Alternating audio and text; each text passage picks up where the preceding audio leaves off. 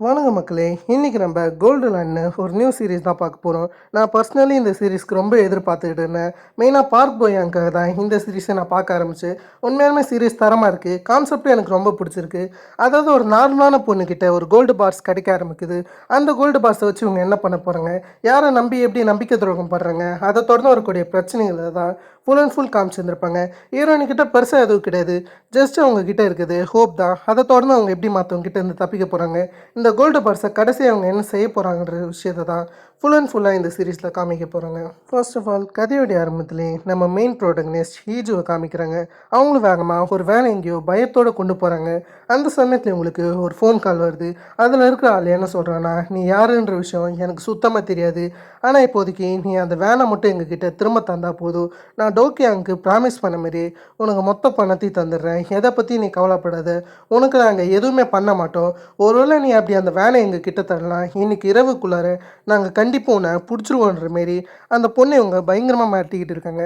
அதில் பயந்த ஹீரோயின் என்ன பண்ணுறாங்கன்னா, இவங்க கையில் இருந்த அந்த ஃபோனை கீழே போட்டுடுறாங்க. இதை தொடர்ந்து இந்த ஸ்டோரி 2 நாளுக்கு முன்னாடி போகுது. அந்த இடத்துல ஹீரோயின் படுத்து தூங்கிக்கிட்டு இருக்காங்க. யாரோ ஒருத்தவங்க காலிங் பெல் அமுக்கிற மாரி தெரியுது. சரின்னு சொல்லிட்டு இவங்களும் கதவை திறந்து யாருன்னு பார்க்கும்போது ஹவுஸ் ஓனர் தான் வந்திருக்காங்க. அவங்க வந்து உள்ளார டோக்கியாங்க இருக்காரான்னு கேட்டால் அவர் வேலைக்கு போயிருக்கிற விஷயத்தை பற்றி ஹீரோயினை சொல்ல, இவங்க என்ன சொல்கிறாங்கன்னா, சரி அதெல்லாம் எனக்கு புரியுது, இருந்தாலும் நீங்கள் 3 மாதம் வரைக்கும் ரெண்ட் தரல, எனக்கு நல்லாவே புரியுது உங்கள் பிரச்சனை, இருந்தாலும் இது ஒன்று 2 மாதம் கிடையாது, நீங்கள் 3 மாதமாக ரெண்ட்டு தரல, அதில் இந்த விஷயத்தை பற்றி டோக்கியாங்கிட்ட சொல்லுங்கன்னு இவங்க போயிடுறாங்க. சரின்னு ஹீரோயினே அந்த ரெண்ட் மேட்ரை பற்றி டோக்கியாங்கிட்ட பேசலான்னு இருக்காங்க. ஆனால் கடைசியாக தான் அது வேணான்னு சொல்லிட்டு டோக்கியாங்க சேஃபாக இந்தமாரி ஊருக்கு வர சொல்கிறாங்க. இப்போதைக்கு டோக்கியாங் வந்து தாய்லாண்டில் இருக்காருன்னு நினைக்கிறேன். ஒரு சின்ன ட்ரிப் விஷயமா போயிருக்காரு. அதில் சரின்னு சொல்லிட்டு இந்த பக்கம் ஹீரோயினி எப்பயும் போல் காஃபி குடிக்கலான்னு போகிறாங்க. அந்த சமயத்தில் இவங்க கார்டு வேலை செய்யலைன்ற விஷயம் தெரிய வருது. எதனாச்சும் பிரச்சனை இருக்குமான்னு ஏடிஎம்மில் போய் செக் பண்ணால் இவங்க கார்டில் சுத்தமாக பணம் இல்லைன்னு தெரியுது. அதில் அந்த சொக்கத்தில் எப்பயும் போல் இவங்க ஏர்போர்ட் வேலைக்கு போகிறாங்க. அப்படி போயிட்டு இருக்கும்போது தான் இவங்க டோக்கியாங் வருவாரான்னு சொல்லிட்டு எல்லா இடத்துலையும் பார்த்துக்கிட்டு இருக்காங்க. ஏன்னா இன்றைக்கி தான் டோக்கியாங் ஃபர்தா சொல்லியிருந்தார். டோக்கியாங் வரலன்ற மாரி இவங்கள பார்த்துக்கிட்டு இருக்கும்போது திடீர்னு ஒரு ஆள் எல்லாருக்கிட்டையுமே ஹீரோயினியை பற்றி கேட்டுன்னு இருக்காரு.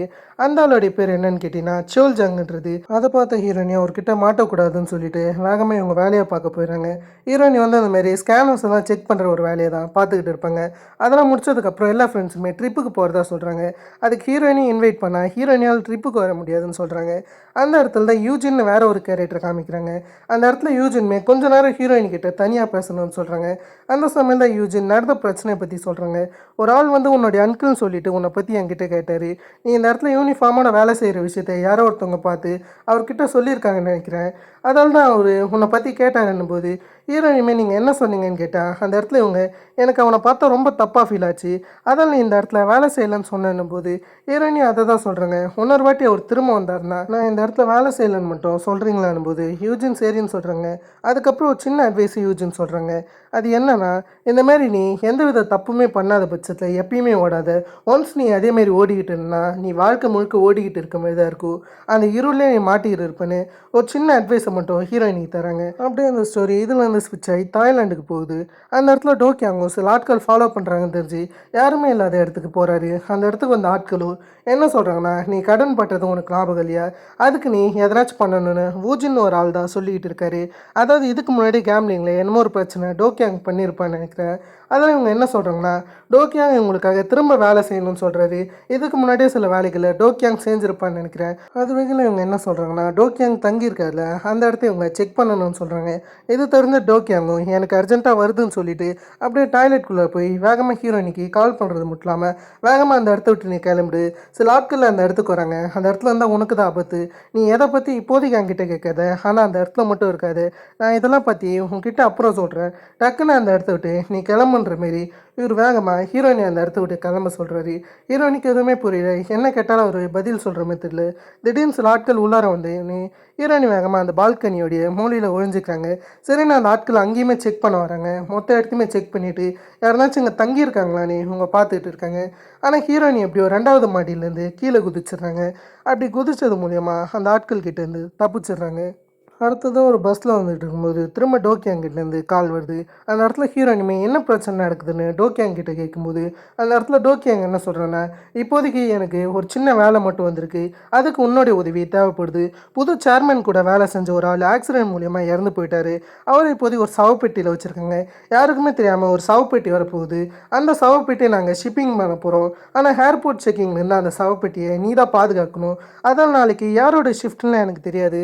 மற்றவங்களுடைய ஷிஃப்ட்டை மாற்றி நீ எப்படினாச்சும் அந்த சவப்பெட்டியை உள்ளார வர விடு. இந்த வேலையை மட்டும் முடிச்சுட்டா போதும், நம்ம ஃப்ரீயாக மாறிடலான்ற மாதிரி சொல்ல, இன்னொன்றுமே அந்த சவப்பெட்டிக்குள்ளார என்ன இருக்குன்னு கேட்குறாங்க. ஆனால் டோக்கியாங் ஆன்சர் பண்ணல. டோக்கியாங் சிம்பிளாக என்ன சொல்கிறான்னா, அந்த சவப்பெட்டிக்குள்ளார எது இருந்தாலும் சரி, நாளைக்கு நீ வேலைக்கு போய் அந்த சவப்பெட்டிக்குள்ளார எதுவுமே இல்லைன்னு மற்றவங்கிட்ட சொல்லிடுன்னு சொல்ல, அதே எண்ணத்தில் தான் ஹீரோயினுமே அடுத்த நாள் வேலைக்கு போகிறாங்க.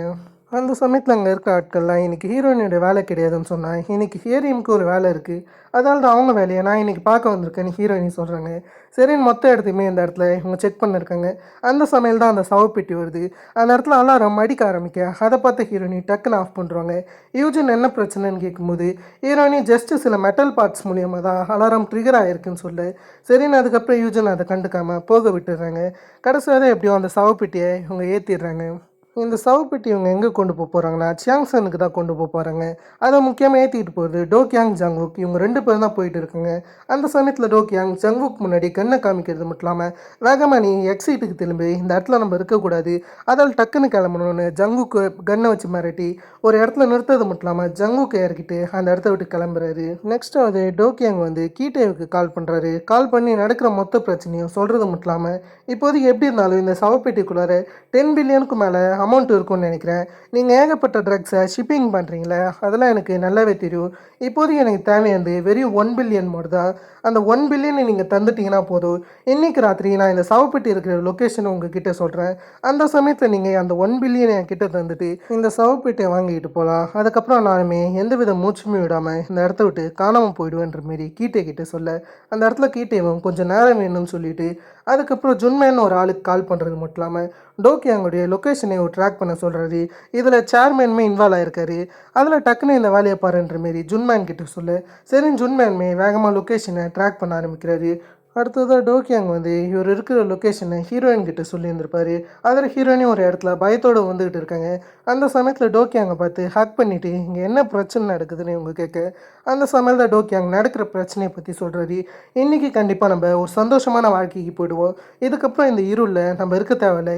எனக்கு சில ஆட்கள் 1 பில்லியன் தர போகிறாங்க. அதில் அந்த 1 பில்லியனை வச்சு நம்ம ஃப்ரான்ஸ்க்கு போய் சந்தோஷமாக இருக்கலாம். நான் சொல்கிற விஷயத்த மட்டும் கேளு.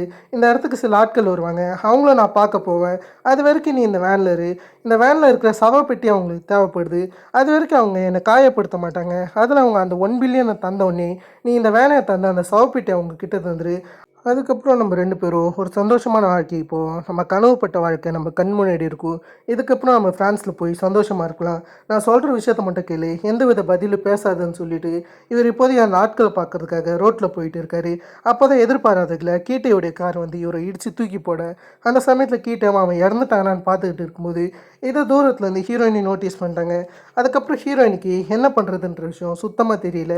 அந்த சமயத்தில் கீட்டை இங்கே தான் எங்கேனாச்சும் அந்த வேன் இருக்குன்னு சொல்லிட்டு அவங்க ஆட்கள் கிட்ட வேனை தேட சொல்கிறாரு. சரின்னு கடைசியாக ஜங்குக்குமே வேனில் இருக்கக்கூடிய வேர் ஹவுஸை கண்டுபிடிச்சிட்டாரு. அதில் வேனில் யாருனாச்சும் இருப்பாங்களான்னு செக் பண்ணுறாரு. சரி உள்ளார போவோமேன்னு சொல்லிட்டு கதவு திறக்கலான்னு பார்த்தா அந்த இடத்துல கதவு திறக்கல. யாரோ ஒருத்தவங்க லாக் பண்ணியிருக்காங்கன்னு தெரிய வருது. உள்ளார லாக் ஆகிருக்கிற விஷயத்தை இவர் கண்டுபிடிச்சி உள்ளார யார் இருக்காங்கன்னு அந்த கண்ணாடி உடைக்கலான்னு இவர் ட்ரை பண்ணுறாரு. அந்த சமயத்தில் பயத்தில் இருந்துச்சு ஹீரோயினியும் வேகமாக வேனை ஓட்டலான்னு இருக்காங்க. அந்த சமயத்தில் ஒரு ஓட்ட மூலியமாக ஜங்குக்கு ஹீரோயினோட ஃபேஸை நல்லா தெளிவாக பார்த்துறாரு. ஆனால் ஹீரோயின் ஒழுங்காக பார்க்க கிடையாது.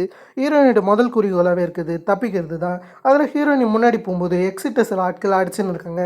அதில் வேகமாக வேனை பின்னாடி ஏற்றுறது மட்டும் இல்லாமல் முன்னாடி கீட்டையுடைய கார்லையை கரெக்டாக இடிச்சிடுறாங்க. அந்த சமயத்தில் கீட்டையும் ஹீரோயின் கிட்ட பேசலான்னு ட்ரை பண்ணுறாரு. ஆனால் ஹீரோயினி முன்னவே பயமாக இருக்காங்க. அதில் ஹீரோயினி வேனை எடுத்துன்னு ரைட்டில் போயின்னு இருக்கு. கீட்டை நான் விட மாட்டேன்னு சொல்லிட்டு வேன் மேலேயே குதிச்சிடுறாரு. அதுக்கப்புறம் கண்ணாடியெல்லாம் உடைக்க முயற்சி செய்கிறாரு. ஒரு ரைட்டு ஹீரோயினி திரும்புகிறாங்க. அந்த ரைட்டுக்கு நடுவில் கீட்டை மேலேருந்து கீழே விழுந்துடுறாரு. இதே சமயம் தான் டோக்கியாங்குடைய ஃபோனை கீட்டை எடுத்து வந்திருப்பாரு. இந்த எபிசோடோடைய ஆரம்பத்தில் ஒரு சீனை பார்த்துல அதை இப்போ காமிக்கிறாங்க. அந்த இடத்துல கீட்டேவும் எனக்கு நீ யாருன்ற விஷயத்தை பற்றி சுத்தமாக கவலை கிடையாது, எப்படின்னாச்சும் அந்த வேனை இங்கே திரும்ப கொண்டாதுரு. நான் டோக்கியாங்க்கு ப்ராமிஸ் பண்ண மாரி அந்த அமௌண்ட்டை உங்ககிட்ட தந்துடுறேன். ஒருவேளை நீ எத்தாரலன்ற பட்சத்தில் இன்றைக்கி இரவுக்குள்ளார நாங்கள் உன்னை கண்டுபிடிச்சிருவோம். உன்னால் எங்கேயுமே ஓட முடியாதுன்னு சொல்லிட்டு கீட்டை பயமுடுத்த முன்னவே இருந்த ஹீரோயினியும் என்ன பண்ணுறாங்கன்னா அந்த ஃபோனை கீழே போட்டு சாங்சன் வழியாக போகிறாங்க. அந்த சமயத்தில் கடைசியாக ஒரு சுரங்கத்தை அடையிறாங்க. அந்த இடத்துல ஹீரோயினி என்ன சொல்கிறாங்கன்னா, நான் சுத்தமாக இதை எதிர்பார்க்கல, நான் திரும்ப இந்த இடத்துக்கு வருவேன்னு. நான் அந்த லைட்டை ஃபாலோ பண்ணி போகும்போது கடைசியாக தான் இந்த இடத்துக்கு தான் வந்தேன்னு இவங்க சொல்கிறாங்க. அதுக்கேற்ற மாதிரியே ஒரு சின்ன ஃப்ளாஷ்பேக்கில் இந்த பக்கம் ஹீரோயினி அவங்க நாயை தேடி இதே சுரங்கத்துக்குள்ளார தான் போய்கிட்டு இருப்பாங்க. அவங்க நாயோடைய பேரை சொல்லிட்டு இவங்க உள்ளாரியே போய்கிட்டு இருக்க வெளியே கூட ஒரு பையன் நின்றுக்கிட்டு தான் இருக்கான். உள்ளார போக அவனுக்கு பயமாக இருக்குது. ஆனால் ஹீரோயினி அவங்க நாயை கண்டுபிடிக்கணும்னு உள்ளார போய்கிட்டு அந்த இடத்துல இந்த ஒரு சின்ன ஹோல் வழியாக கீழே விழுந்துருவாங்க. அந்த இடத்துல ஹீரோயினியால் எழுந்திருக்க முடியாது. அதால் சரின்னு சொல்லிட்டு ரொம்ப நேரமாக ஹீரோயினி அதே இடத்துல தான் இருக்காங்க. ஒரு நாள் திரும்ப ப்ரெசன்ட் சீனுக்கு வந்தால் ஹீரோயினி அந்த டனலுக்குள்ளார எப்படியோ அந்த வேனை எடுத்துக்கிட்டு போயிட்டாங்க. இதுக்கப்புறம் என்ன பண்ணலான்னு இவங்க ரொம்ப நேரம் யோசிச்சதுக்கப்புறம் இந்த வேனை இதே இடத்துல விட்டுட்டு இந்த இடத்த விட்டு போயிடலான்னு யோசிக்கிறாங்க. ஆனால் கடைசியாக தான் அந்த வேனுக்குள்ளார அப்படி என்ன இருக்குன்னு ஒரு சின்ன க்யூரியாசிட்டி. அதில் அந்த க்யூரியாசிட்டியில் அந்த வேனை ஓப்பன் பண்ணி அந்த சவப்பெட்டிக்குள்ளார என்ன இருக்குன்னு இவங்க செக் பண்ணி பார்க்கும்போது கோல்டு பார்ஸ் இருக்கிற விஷயம் தெரிய வருது. ஒரு கோல்டு பார் மட்டுமே 10 கிலோகிராம்ஸ் கிட்ட வரும். அப்போனா அதில் எவ்வளோ இருக்குன்னு மட்டும் யோசிச்சு பாருங்கள். ஒரு கோல்டு பாரே கிட்டத்தட்ட 4 பில்லியன் வான் கிட்ட போகும். அப்போனா அதில் அவ்வளோ தூரம் கோல்டு பார்ஸ் இருக்குது. இருந்தாலும் பாஸ்ட் சீனுக்கு போனால் அந்த இடத்துல ஹீரோயினி குழியில் வந்து இருந்துப்பாங்க. அதுக்கப்புறம் இவங்களை காப்பாற்றுறதுக்கு ஹீரோயினுடைய அம்மாவும் மற்ற சில ஆட்களும் வராங்க. அவங்க தான் வந்து எப்படியோ ஹீரோயினியை காப்பாற்றுறாங்க. ஆக்சுவலி இந்த இடத்துல ஹீரோயினி அம்மாவுக்கு இந்த இடத்த பார்த்தாலே ரொம்ப பயமாக இருக்குது. ஏன்னு கேட்டிங்கன்னா ஹீரோயினுடைய அப்பாவுமே இதே இடத்துல தான் இறந்து போயிருந்திருப்பார். இந்த இடம் சபிக்கப்படுதுன்னு இவங்க யோசிக்கிறாங்க. அது மட்டும் இல்லாமல் ஹீரோயினுமே ஒரு சபிக்கப்பட்ட மாதிரி தான் இவங்க ட்ரீட் பண்ணுறாங்க. ஹீரோயினி தான் இவங்களுடைய பேட் லக்குன்னு சொல்லிட்டு ஹீரோயினுடைய அம்மா நம்புகிறாங்க. அதில் இவங்களுக்கு சுத்தமாக ஹீரோயினியை பிடிக்காத மாதிரி தெரியுது. இருந்தாலும் அடிக்கடிக்கு ஹீரோயினுடைய அம்மா வந்து கேம்லிங் போனாங்க. அதுலேயே முக்கால்வாசி பணம் கிட்ட இறந்து போயிருந்திருப்பாங்க. அதில் இவங்களால ஒரே இடத்துல இருக்க முடியாது. சரின்னு சொல்லிட்டு இவங்க வேறு சில இடத்துக்கு மாறுவாங்க. அப்படி தான் ஒரு இடத்துக்கு போயின்னு இருக்கும்போது ஹீரோயினி வந்து ஸ்கூலுக்கு போகணுன்னு சொல்லுவாங்க. என்னோட சின்ன பசங்களாம் ஸ்கூலுக்கு போகிறாங்கன்னும் போது ஹீரோயினுடைய அம்மா என்ன சொல்லுவாங்கன்னா, நீ கண்டிப்பாக அடுத்த வருஷம் ஸ்கூலுக்கு போய்டுவேன்னு சொல்ல அந்த இடத்துல ஹீரோயினிக்கு இது நல்லாவே பொய்ன்னு தெரியும். இன்க்ளூடிங் அது பொய்யா இருந்தால் கூட ஹீரோயினி அதை நம்பிக்கிட்டு தான் இருப்பாங்க. ஒரு வாட்டியாச்சும் உண்மையாக இருக்கக்கூடாதுன்னு சொல்லிட்டு இவங்க எல்லாத்தையுமே விட்டு வந்ததுக்கப்புறம் ஹீரோயினுடைய அம்மா வந்து ஒரு பான் ஷாப் ஓனரை மேரேஜ் பண்ணிப்பாங்க. அவருடைய பேர் சோல்ஜங்கிறது. ஆரம்பத்தில் ஹீரோயினுடைய ஏர்போர்ட்டுக்கு வந்து அந்த இடத்துல விசாரிச்சுருந்துருப்பார்ல அதே ஆள் தான். சரின்னு ஹீரோயினுமே எல்லா விஷயத்தையும் நோட்டீஸ் பண்ணி தான் இருக்காங்க. கடைசியாக தான் நாட்கள் கடக்கும்போது ஹீரோயினி வளர்கிறாங்க. ஹீரோயினுக்கு இருக்கிற ஒரே ஒரு ஆசை என்னன்னு கேட்டிங்கன்னா, எப்போனாச்சும் இந்த பான் ஷாப்லேருந்து தப்பிக்கணும்னு சொல்லிட்டு அதுக்காகவே ஹீரோயினி பணம் சேர்த்துக்கிட்டு இருப்பாங்க. காலங்கள் போக போக இந்த பான் ஷாப்பில் கேம்லிங்குமே இன்க்ளூட் ஆகிடும். அதில் இந்த இடத்துல அதிக பேர் கேம்லிங் பண்ண ஆரம்பிச்சிருவாங்க. ஹீரோயினுக்கு எதுவுமே பிடிக்காதனால இந்த இடத்த விட்டு தப்பிக்க முயற்சி செய்வாங்க. ஆனால் இவங்ககிட்ட போதுமான பணம் இருக்காது. ஆனால் சோல்ஜங்கோடைய ஒரு லாக்கர் இருக்கும். அந்த லாக்கருக்குள்ளார அதிக பணம் இருக்குன்னு சொல்லிட்டு அதோடைய பாஸ்வேர்டை இவங்க டெய்லியும் போடுவாங்க. கிட்டத்தட்ட கேட்டிங்கன்னா சின்ன வயசுலேருந்தே இந்த லாக்கருக்கான பாஸ்வேர்டை இவங்க போட்டுக்கிட்டு இருக்காங்க. சரின்னு கடைசி முயற்சிக்கு அப்புறம் அந்த பாஸ்வேர்டை எப்படியும் அன்லாக் பண்ணிடுறாங்க. அதுக்குள்ளார ஏகப்பட்ட நகைகள் இருக்கிற விஷயம் தெரிய வருது. அதில் ஹீரோயினி இதோட கிளம்பலான்னு யோசிக்கும் போது வெளியே ஒரு சத்தம் கேட்குது. அது என்னன்னு கேட்டிங்கன்னா, இந்த பான் ஷாப் ஓனர் வந்து ஒருத்தர்கிட்ட கேம்லிங் பண்ணியிருப்பான்னு நினைக்கிறேன். அதை தான் அந்த சோல்ஜங். அப்படிப்பட்ட ஒரு ஆளை தான் இவர் மிரட்டிக்கிட்டு இருக்காரு. சோல்ஜங் இதெல்லாம் மிரட்டிக்கிட்டு இருக்கும்போது ஹீரோயினி இதை மேலேருந்து எட்டி பார்த்துக்கிட்டு இருப்பாங்க. அந்த சமயத்தில் ஹீரோயினி பார்க்குற விஷயத்த சோல்ஜங் நோட்டீஸ் பண்ணுறாரு. அதில் இந்த ஆளை விட்டுட்டு சோல்ஜங் என்ன பண்ணுவாருன்னா ஹீரோயினை நோக்கி வர ஆரம்பிப்பார். சரின்னு ஹீரோயினுமே தூங்குற மாதிரி நடிப்பாங்க. அதுக்கப்புறம் இந்த ஆள் வந்து ஹீரோயின்கிட்ட தப்பாக நடக்கலான்னு முயற்சி செய்கிறேன். அதை கவனிச்ச ஹீரோயினும் திடீர்னு நினச்சிருவாங்க. நான் படிச்சுக்கிட்டே இதே இடத்துல தூங்கிட்டு வரும்போது அவர் திரும்ப ஹீரோயின்கிட்ட தப்பாக நடக்க முயற்சி செய்கிறாரு. இதை கவனிச்சிக்கின ஹீரோயினி அவர் தள்ளி விட ஆரம்பிக்கிறாங்க. பக்கத்தில் இருந்த ஒரு லேம்ப் எடுத்து அவருடைய தலையிலே அடிச்சுட்டு வேகமாக ஓடியாகிறது மட்டும் இல்லாமல் அவங்க அம்மாவுக்கு கால் பண்ணுறாங்க. அம்மா, என்னால் இந்த இடத்துல இருக்க முடியாது. இந்த வாட்டி அந்த ஆள் என்ன பண்ணான்னு தெரியுமா? நான் இந்த இடத்த விட்டு போக விரும்புகிறேன் போது அவங்க அம்மா என்ன சொல்கிறாங்கன்னா, உன்னால் இந்த இடத்த விட்டு போக முடியாது, நீ இதே இடத்துல தான் இருக்கணும், உனக்கு போகவும் வேறு இடம் கிடையாது. அதில் இன்னொரு வாட்டி என் அம்மான்னு கூப்பிட்ற வேலையை வச்சுக்காதுன்னு சொல்ல இந்த இடத்துல தான் நமக்கு ஒரு உண்மை தெரியுது. அதாவது ஹீரோயின் இவ்வளோ நாளாக ஒருத்தவங்க கூட இருந்தாங்களே, அவங்க ஒன்றும் ஹீரோயினுடைய உண்மையான அம்பான்லன்ற விஷயம் இப்போ தான் நமக்கு புரியுது. இதெல்லாம் இருக்கும்போது ஹீரோயினும் ப்ரெசன்ட் டைமில் முடிஞ்ச அளவுக்கு டோக்கியாங்க காண்டாக்ட் பண்ணலான்னு இருப்பாங்க. அதில் சுற்று வட்டாரத்தில் இருக்க மொத்த ஹாஸ்பிட்டலுக்கு கால் பண்ணி கார் ஆக்சிடென்ட் மூலியமாக யாருனாச்சும் அட்மிட் ஆகிருக்காங்களான்னு சொல்லிட்டு மொத்த இடத்துலையுமே இவங்க கேட்டுக்கிட்டு இருப்பாங்க. அந்த இடத்துல ஹீரோயினி நம்பிக்கை இழக்கிற மாதிரியே தெரியல. முடிஞ்ச அளவுக்கு எல்லாருக்குமே கால் பண்ணி இவங்க கேட்டுக்கிட்டு இருக்காங்க. அந்த சமயம் தான் போலீஸ் ஆஃபீஸர்ஸ் ஹீரோயினி வேலை செய்கிற அந்த ஏர்போர்ட்டில் இன்ஸ்பெக்ஷனுக்காக வந்திருக்காங்க. ஏன்னா கடைசியாக தான் சவப்பெட்டி வந்துச்சுல, அந்த சவப்பெட்டியில் எதனாச்சும் ஸ்மக்லிங் பண்ணியிருக்கலான்னு போலீஸ்க்கு சந்தேகம் இருக்குது. ஏன்னு கேட்டிங்கன்னா டோக்கியாங் வந்து ஒரு ஸ்மக்லருன்ற விஷயம் போலீஸ்க்கு தெரிஞ்சிச்சு. அதில் டோக்கியாங்க பிடிக்கதா ஹீரோயினி வேலை செஞ்சுருக்க அந்த இடத்துக்கு வராங்க. இப்போதையும் அந்த சவப்பெட்டியை எக்ஸாமின் பண்ணும்போது அந்த சவப்பெட்டியில் அலாரம் அடித்த விஷயம் உங்களுக்கு தெரிய வந்திருக்கு. ஆனால் இதில் பிரச்சனை என்னன்னு கேட்டிங்கன்னா, அந்த சவப்பெட்டி யாருமே செக் பண்ண கிடையாது. அலாரம் அடித்த பிறகும் நீங்கள் எதுக்கு அந்த சவப்பெட்டியை செக் பண்ணலான்னு ஹீரோயினி கிட்ட தான் கேட்டுன்னு இருக்காங்க. அந்த சமயத்தில் குறுக்கு யூஜின் வருது மட்டும் இல்லாமல் அந்த சவப்பெட்டியை நான் தான் பார்த்துக்கிட்டு இருந்தேன். அலாரம் அடித்த விஷயம் எனக்கு நல்லாவே தெரிஞ்சிச்சு. ஆனால் அது ஒரு சின்ன மைனர் ஃபால்ட்டு தான். அலாரம்ன்றது எப்பயும் போல் அடிச்சுக்கிட்டு தான் இருக்கும். சில மெட்டல் பார்ட் கூட கீழே விழுந்திருக்கலாம். நாங்கள் என்ன யோசிச்சோன்னா அந்த சவப்பெட்டிக்குள்ளார ஒரு டெட் பாடி இருக்குன்னு யோசிச்சோம். எங்களால் எப்படி ஒரு டெட் பாடியை எக்ஸாமின் பண்ணி பார்க்க முடியும்? அதால் தான் நான் அதை அப்படியே போக விட்டுட்டேன்னு இவங்க சொல்கிறாங்க. அந்த சமயத்தில் போலீஸ் ஆஃபீஸர்ஸ் டோக்கியாங்கை பற்றி விசாரிக்க அந்த இடத்துல யூஜனும் எனக்கு அவனை பற்றி பெருசாக தெரியாது. நான் அவனை சில வாட்டி மட்டும் தான் பார்த்துருக்கேன். ஆனால் ஹீரோயினி இவன் இதுக்கு முன்னாடி வேலை செஞ்ச இடத்துல வேலை செஞ்சுருக்கதா சொல்ல. சரின்னு ஹீரோயின் என்ன சொல்கிறாங்கன்னா, நான் அவனை சில வாட்டி மட்டும் பார்த்துருக்கேன். ஆனால் அவன்கிட்ட வெறியும் ஹலோ சொல்கிறதோட நான் நிறுத்திப்பேன். எங்கள் 2 பேருக்கு பர்சனலாக எதுவும் கிடையாதுன்னு ஹீரோயினி அதை மறைச்சிட்டாங்க. அதுக்கப்புறம் யூஜின் ரூஃப் டாப்க்கு ஹீரோயினியை கூப்பிட்றாங்க. அந்த இடத்துல இவங்க என்ன சொல்கிறாங்கன்னா, நீயும் டோக்கியாங்கும் க்ளோஸுன்ற விஷயம் எனக்கு நல்லாவே தெரியும். எத்தனை நாளாக இந்த ஸ்மக்லிங்கை நீங்கள் 2 பேருமே பண்ணுறீங்கன்னு கேட்கும்போது அந்த இடத்துல ஹீரோயினும் நீங்கள் எதை பற்றி பேசுகிறீங்கன்னு எனக்கு புரியலன்னு சொல்ல. அந்த இடத்துல இருக்க யூஜின் என்ன சொல்கிறாங்கன்னா, எனக்கு அதை பற்றி கவலை கிடையாது. ஆனால் போலீஸ் ஒன்ஸ் இதை கண்டுபிடிச்சா நானும் தான் மாட்டுவேன். அதில் இதுக்கப்புறம் நீ இந்த இடத்துல வேலை செய்ய தேவையில்லை. இன்றைக்கி ராத்திரிக்குள்ளார நீ ரெசிக்னேஷன் தந்துட்டு இந்த இடத்த விட்டு போயிடு. இதுக்கு மேலே இந்த இடத்துக்கு வராதுன்னு சொல்லிட்டு ஹீரோயின்கிட்ட இவங்க ரெசிக்னேஷன் லெட்டர் கேட்குறாங்க. ராத்திரி ஹீரோயினியும் ரெசிக்னேஷன் லெட்டர்லாம் தந்ததுக்கப்புறம் டோக்கியாங்க பார்க்க போகிறாங்க. இது எப்படி ஹீரோயினுக்கு தெரியும்னு கேட்டிங்கன்னா, வந்த போலீஸ் ஆஃபீஸர்ஸ் டோக்கியாங் இந்த ஹாஸ்பிட்டல் தான் அட்மிட் ஆயிருக்காருன்னு சொல்லியிருப்பாங்க. அதில் அந்த ஹாஸ்பிட்டலுக்கு தான் ஹீரோயின் வந்திருக்காங்க. அந்த சமயத்தில் வெளியே தான் கீட்டேவும் இருப்பார். முன்னமே ஹீரோயினி கீட்டேவுடைய முகத்தை நல்லாவே பார்த்துட்டாங்க. அதாவது அவர் தானே அந்த வேன் மேலே ஏறி கண்ணாடியெல்லாம் உடைக்க முயற்சி செஞ்சுருப்பார். அந்த சமயத்தில் ஹீரோயினி லைட்டாக அவருடைய முகத்தை பார்த்து வந்திருப்பாங்க. இது அவன் தான் தெரிஞ்சு வேகமாக இந்த இடத்த விட்டு ஹீரோயினி போகிறாங்க. ஒரு சமயத்தில் கீட்டே இந்த இடத்த விட்டு போகிறான்னு ரொம்ப நேரமாக ஹீரோயினி காத்துக்கிட்டு இருக்காங்க. கடைசி சமயத்தில் கீட்டேவுடைய ஆள் அந்த இடத்த விட்டு போயிட்டாரு. அதில் ஹீரோயினி சரியான சமயம்னு சொல்லிட்டு உள்ளார வராங்க. அந்த சமயம் தான் டோக்கியாவுக்குமே கான்சியஸ்னஸ் வரும். ஆரம்பத்தில் ஹீரோயினி டோக்கியாங்கை பற்றி நல்லா விசாரிச்சுட்டு இருக்காங்க. அதே சமயத்தில் வெளியே கீட்டே காத்துக்கிட்டு இருந்திருப்பார்ல, அதெல்லாம் பற்றி சொல்லிகிட்டு இருக்கும்போது அந்த இடத்துல இருக்க டோக்கியாங்க என்ன சொல்கிறானா, நீ எதை பற்றி கவலைப்படாத, மொத்த விஷயத்தையும் நான் பார்த்துக்கிறேன்னு சொல்ல. அப்புறம் ஹீரோயின் நடந்த மொத்தத்தையுமே சொல்கிறாங்க. அதாவது இவர் விசாரிக்க போலீஸ் வந்தது அந்த மாதிரியான டீட்டெயில்ஸை பற்றி டோக்கியாங் கிட்ட சொல்ல. சரின்னு டோக்கியாங்குமே அந்த வேனில் இருக்குது இது வரைக்குமே ட்ரக்குன்னு தான் நினைப்பார். ஆனால் கடைசியாக தான் ஹீரோயினி அது கோல்டு பார்ஸ்ன்ற மாதிரி சொல்கிறாங்க. ஒரு கோல்டு பாரே கிட்டத்தட்ட 10 கிலோகிராம்ஸ் கிட்ட போகும். அதில் ஏகப்பட்ட கோல்டு கிராம்ஸ் இருந்துச்சு. அதை என்னவே முடியலன்னு சொன்னால் இதை கேட்டு ஷாக் ஆகிற டோக்கியாங்க என்ன சொல்கிறான்னா, அப்படின்னா அது மொத்தத்தையும் நம்மளே எடுத்துப்போம். அவங்க ரொம்ப கெட்டவங்களாக இருக்காங்க. அதில் இந்த இடத்த விட்டு நம்ம ஃப்ரான்ஸோ இல்லைனா வேறு எங்கேனாச்சும் போயிடலான்னு போது அந்த இடத்துல ஹீரோயினி வேறு ஒன்று சொல்கிறாங்க. அதான் நம்ம போலீஸ்கிட்ட சரண்டர் ஆகிடலாம். எனக்கு தெரிஞ்சு நமக்கு பனிஷ்மெண்ட் அவ்வளோ பயங்கரமாக கிடைக்காதுன்னும் போது டோக்கியாங்க என்ன சொல்கிறேன்னா, நம்ம போலீஸ்கிட்ட போனாலும் அவங்க நம்மளை விட மாட்டாங்க.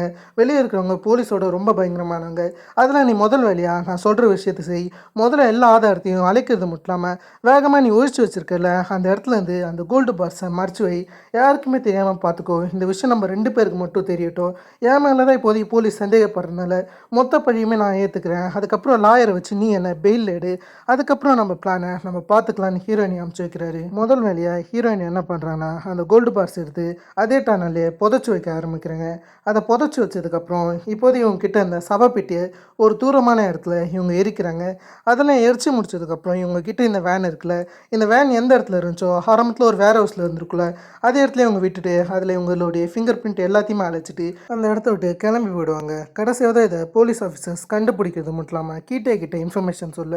சரின்னு கீட்டே முதல் வேலையாக டோக்கியாங்க பார்க்க வருவார். இந்த சமயம் தான் டோக்கியாங்க எழுந்து இருந்திருப்பார். அதில் இவர் என்ன சொல்கிறான்னா, நம்ம கடைசியாவது பேசின ஆஃபர் ஞாபகம் இருக்கா? நீ கேட்ட மாதிரி அந்த 1 பில்லியனை நான் உங்ககிட்ட தரேன். ஆனால் நீ என்கிட்ட அந்த சவப்பெட்டியை மட்டும் தான் சொல்லும்போது அந்த இடத்துல நல்லாவே டோக்கியாங்க தெரியும். அதை நம்ம இவங்கிட்ட தந்தாலும் இவன் எப்படின்னாச்சும் நம்மளை தேடி கண்டுபிடிச்சி கொலை பண்ணுறான்னு சொல்லிட்டு அதை தர முடியாதுன்னு இவர் மறுக்க. அப்போ நான் உன்னுடைய ஸ்டிச்சஸ் மொத்தத்தையும் நான் எடுக்கிறேன். 22 ஸ்டிச்சஸ் தானே போட்டிருக்காங்க, அதை மொத்தத்தையும் எடுக்கிறேன்னு சொல்லிட்டு இவர் டோக்கியாங்க டார்ச்சர் பண்ணலான்னு இருப்பார். அந்த சமயத்தில் சில ஆட்கள் வருதுனால அந்த இடத்த விட்டு கீட்டே அமைதியாக போயிடுவார். இன்னொரு பக்கம் ஹீரோயினை காமிச்சா அவங்க திரும்ப ஹோம் டவுனுக்கு வந்துருந்துருப்பாங்க. அந்த சமயத்தில் ஹீரோயினோட அம்மா என்ன சொல்கிறாங்கன்னா, நீ திரும்ப இங்கே வரமாட்டேன்னு நினச்சிடும் போது ஹீரோயினுமே சில சந்தர்ப்ப சூழ்நிலை தான் நான் இங்கே வந்திருக்கேன். நான் தங்க வேறு இடம் கிடைச்சோடனே நான் கண்டிப்பாக இந்த இடத்த விட்டு போயிடுறேன். மேபி 1 மாதம் கூட ஆகலான்னு சொல்ல அந்த இடத்துல அம்மாவுக்கு என்ன சொல்கிறதுன்னு தெரியல. சரின்னு ஹீரோயினை தங்க சொல்கிறாங்க. இந்த இடத்துல இதுக்கு மேலே வந்து கேம்லிங் நடக்காது. அதே சமயத்தில் உன்னுடைய அப்பாவும் கொஞ்சம் நாட்களுக்கு வரமாட்டாருன்னு சியோல்ஜாங்கை பற்றி சொல்கிறாங்க. இதை கேட்டவுடனே ஹீரோயினுக்கு கொஞ்சம் நிம்மதியாக இருக்குது. அந்த சமயத்தில் அவங்க முகத்தை ஃபேஸ் வாஷ் பண்ணி இருப்பாங்க. டோக்கியாங் சொன்ன விஷயமே உங்களுக்கு ஞாபகம் வர ஆரம்பிக்குது. அதோட டோக்கியாங் மொத்த தங்கத்தையுமே எடுத்துக்கிட்டு இந்த இடத்த விட்டு போயிடலான்னு சொல்லி இருந்திருப்பாரு. ஒரு நிம்மதியான வாழ்க்கை வாழ்ந்துருவோம், ஃப்ரான்ஸ் எல்லாம் வேறு எங்கேனாச்சு போயிருக்கலான்னு ஒரு பென்ஷன் பண்ணியிருப்பாரு. அதில் ஹீரோயினிக்கு ஒரு தங்கம் எவ்வளோ வேலையாக இருக்குன்னு சந்தேகமாக இருக்குது. அதில் கூகுள்லாம் அந்த கோல்டை பற்றி இவங்க போட்டு பார்க்குறாங்க. அடுத்த சீன்லேயே போலீஸ் ஆஃபீஸர்ஸ் வந்து டோக்கியாங் கிட்ட இன்வெஸ்டிகேஷன் பண்ணியிருப்பாங்க. அதில் கிடைச்ச மொத்த விஷயத்தையுமே கிட்ட இவங்க இன்ஃபர்மேஷன் சொல்கிறாங்க. அதை கேட்ட என்ன பண்ணுறாங்கன்னா ஜங்வுக்கு இந்த இடத்துக்கு கூப்பிட்றாரு. கூப்பிட்றது மட்டும் இல்லாமல் முதல் வழியாக ஃபோனை அன்லாக் பண்ணி தர சொல்கிறாரு. ஏன்னா இவருக்கு ஜங்வுக் மேலே சந்தேகமாக இருக்குது. எப்படி இந்த சந்தேகம் வந்திருக்குன்னு கேட்டிங்கன்னா, டோக்கியாங் வந்து போலீஸ் இன்வெஸ்டிகேஷன் பண்ணும்போது எனக்கு உதவி செஞ்சது ஜங்வுக்னு சொல்லியிருக்காரு. அதில் அந்த சந்தேகத்தை செக் பண்ணுறாரு. அதே சமயத்தில் ஜங்வுக் தான் வந்து அந்த வேனில் இருந்த டிரைவருமே பார்த்துருக்காரு. ஆனால் இந்த இடத்துல ஜங்வுக் வந்து உள்ளார இருந்தது ஒரு பொண்ணுன்ற விஷயத்த சொல்ல கிடையாது. அது ரொம்ப டார்க்காக இருந்துச்சுன்னா அப்படியே உண்மையை மறைக்கிறாரு. உண்மையிலுமே ஜங்வுக் வந்து உள்ளார யார் இருந்தாங்கன்ற விஷயத்த நோட்டீஸ் பண்ணியிருக்காரு. ஆனால் அந்த விஷயத்தை இவர் சொல்ல மறுக்கிறாரு. இது எதுவுமே தெரியாத கீட்டை என்ன பண்ணுறான்னா, எனக்கு உன்னை பற்றி நல்லாவே தெரியும்டான்னு சொல்லிட்டு வேகமாக இவனை கீழே தள்ளி விட்டுட்டு உன் காதை எடுத்துருவேன், நீ மரியாதை உண்மையை சொல்கிறியா இல்லையான்ற மாரி ரொம்ப நேரம் மிரட்டுறாரு. அப்புறம் கீட்டைவுக்கு என்ன தோணுச்சுன்னு தெரியல, கடைசியாக தான் காதை இருக்காமல் அந்த இடத்த விட்டு ஜங்வுக்கு அமிச்சிடுறாரு. சரின்னு ஜங்வுக்கு ஆளை விடுங்கடான்னு சொல்லிட்டு இந்த இடத்த விட்டு போயிட்டாரு. இதே சமயம் தான் கீட்டை வந்து ஒரு கேங்ஸ்டரோட பேசிகிட்டு இருப்பார். அந்த கேங்ஸ்டருமே உண்மையாலுமே அந்த சவப்பெட்டியை டோக்கியாங் திருடி அனும்போது அந்த சைடில் இருக்க கீட்டை என்ன சொல்கிறான்னா, அது டோக்கியாங் தான் திருடி இருக்கான், ஆனால் அவனுக்கு யாரோ ஒருத்தவங்க உதவி செஞ்சுருக்காங்க, அந்த ஆளை தான் நம்ம தேடிக்கிட்டு இருக்கோம், அது யாருன்ற விஷயம் தான் நமக்கு தெரியலன்ற மாரி பேச கடைசியாக தான் கேங்ஸ்டர் வந்து இந்த விஷயம் சேர்மனுக்கு தெரியுமா, அவருக்கு தெரிஞ்சால் என்ன நடக்கும், அவர் இப்போதைக்கு கொலம்பியாவில் இருக்கார், அந்த இடத்துலேருந்து வர்றதுக்குள்ளே நம்ம அந்த சவப்பேட்டியை கண்டுபிடிச்சணுன்னு சேர்மன் ஒரு ஆளை பற்றி பேசிகிட்டு இருக்காங்க. அவர் யாருன்றதை நம்ம போக போக பார்க்கலாம். இப்போது இந்த இடத்த விட்டு கிளம்புனா ஜங்வுக் என்ன பண்ணுறான்னு கேட்டிங்கன்னா, வேகமாக ஹீரோயினி எந்த இடத்துல தங்கியிருப்பாங்களோ அந்த இடத்துக்கு போகிறாரு. இதுக்கு முன்னாடியே ஜங்வுக் வந்து ஹீரோயினி ஒரு இடத்துல தங்கியிருப்பாங்களே, அதாவது அந்த இடத்த சாங்சன்னு சொல்லுவாங்க. அங்கே தான் ஹீரோயினி அந்த கோல்டு பார்ஸை கூட ஒரு டனலில் மறைச்சி வச்சுருக்காங்க. அந்த இடத்துல இதுக்கு முன்னாடியே ஒரு தங்கியிருக்காரு. அதில் ஹீரோயின் எங்கே இருப்பாங்கன்னு சொல்லிட்டு ஹீரோயினுடைய அம்மா கிட்ட கேட்டால் அவங்க ஹீரோயின் இங்கே இல்லைன்னு சொல்கிறாங்க. எனக்கு அது தெரியாதுன்னு சொல்கிறாங்க. ஜங்வுக் வந்து ஹீரோயினுடைய சின்ன வயசு ஃப்ரெண்டுன்னு சொல்லிட்டு தான் அவங்க அம்மா கிட்ட இன்ட்ரடியூஸ் ஆகுறாரு. சரின்னு அந்த இடத்த விட்டு கடைசியாக தான் ஜங்வுக்கு கிளம்பிடுறாரு. இதே சமயம் தான் ஹீரோயினி வெளியே மாறு வேஷத்தில் சுற்றிக்கிட்டு இருப்பாங்க. அந்த இடத்துல ஏகப்பட்ட ஜுவல்லரி ஷாப்புக்கு போய் எங்கேனாச்சும் உங்கள் கையில் இருக்கிற கோல்டு பார்ஸை விற்கலாமான்னு நினைப்பாங்க. ஒரு 2-3 கோல்டு பார்ஸை பேக்கில் போட்டிருக்காங்கன்னு நினைக்கிறேன். அதை விற்கலான்னு இவங்க ட்ரை பண்ணுவாங்க. ஏன்னா இப்போதைக்கு ஹீரோயினுக்கு தங்குறதுக்கு பணம் தேவைப்படுது. அதில் பணத்தை கேட்டு போவோமேன்னு சொல்லிட்டு இவங்க ஃப்ரெண்டான மீஜாவை பார்க்க போகிறாங்க.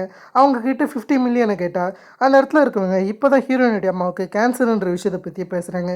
உன்னுடைய அம்மாவுக்கு கேன்சர் இருக்குன்னு எனக்கு நல்லாவே தெரியும், அதுக்கு 50 மில்லியன்லாம் கண்டிப்பாக பத்தாது, இருந்தாலும் மெடிசன் ஆச்சு உன்னால் வாங்க முடியும், என்னால் இதுக்கு உதவி செய்ய முடியலன்னு நினைக்கும் போது எனக்கு வருத்தமாக இருக்குன்னு இவங்க சொல்ல, அதை கேட்டு ஹீரோயினியும் சோகத்தோட வேற ஒரு ஜுவல்லரி ஷாப்புக்கு போய் எப்படின்னாச்சும் இந்த கோல்டு பார்ஸை விற்கலான்னு நினைக்கிறாங்க. கடைசியாக ரொம்ப நேரம் தேர்ந்ததுக்கப்புறம் இந்த சைடு இருக்கிற ஜங்வுக் ஹீரோயினியை கண்டுபிடிச்சிறாரு. அதில் இவருமே ஹீரோயினிக்கிட்ட ஃப்ரெண்ட்லியாக பேச ஆரம்பிக்கிறாரு. நம்ம 2 பேருமே ஒரே எலிமெண்ட்ரி ஸ்கூல் தான் படிச்சிருந்தோம், அந்த மைனிங் டவுனில் தான் நம்ம 2 பேருமே இருந்தோம், உனக்கு ஞாபகம் இருக்கா, சாங்சனில் தான் நானுமே இருந்தேன்னு சொல்லிட்டு எவ்வளோ பேச ட்ரை பண்ணால் ஹீரோயினிக்கு இவன் யாருன்ற விஷயம் நல்லாவே தெரியும். அன்றைக்கி இவர் தானே வேனை வச்சுருந்துருப்பாரு. அந்த விஷயத்தை ஹீரோயினி திட்டவட்டமாக பார்த்துருந்துருப்பாங்க. அதில் முதல் வேலையை அவங்க கிட்ட இருந்து தப்பிக்கணும்னு சொல்லிட்டு அப்படி இப்படின்னு காரணம் சொல்லி கடைசியாக தான் பஸ்ஸில் ஏறிடுறாங்க. இந்த இடத்துல இருக்க ஜங்வுக்குமே ஹீரோயினியை நல்லாவே பார்த்துட்டாரு. அதில் இவருக்கு ஹீரோயினுடைய அடையாளம் நல்லாவே தெரிஞ்சிருக்கு. அதால் தான் ஹீரோயினியை ஃபாலோ பண்ணி இவ்வளோ தூரம் வரைக்கும் வந்திருக்காரு. அதெல்லாம் நம்ம காமிக்கிறாங்க. இவங்ககிட்ட இருந்து எப்படியோ ஹீரோயினி தப்பிச்சதுக்கப்புறம் திரும்ப இவங்க ஷாப்க்கு வராங்க. அந்த சமையல் தான் அவங்க அம்மா பணத்தை கேட்டு சில ஆட்கள் கிட்ட பேரம் பேசிக்கிட்டு இருப்பாங்க. அதில் ஒரு ஆள்கிட்ட வந்து பணம் தாங்கன்னு சொல்லிட்டு இவங்க பேரம் பேசின்னு இருக்காங்க. இந்த விஷயத்தை ஹீரோயினி தூரத்துலேருந்து பார்க்குறது மட்டும் இல்லாமல் இந்த ஆள் இதுக்கு முன்னாடி கோல்டு பார்ஸ்லாம் சேல் பண்ணியிருப்பான்னு நினைக்கிறேன். அதில் இவர்கிட்ட உங்களால் கோல்டு பார்ஸை வெளியே விற்க முடியுமான்னு சொல்லிட்டு டீல் பேசலான்னு இருந்தால் அந்த ஆள் வந்து ஹீரோயினியை காரில் ஏற சொல்கிறாரு.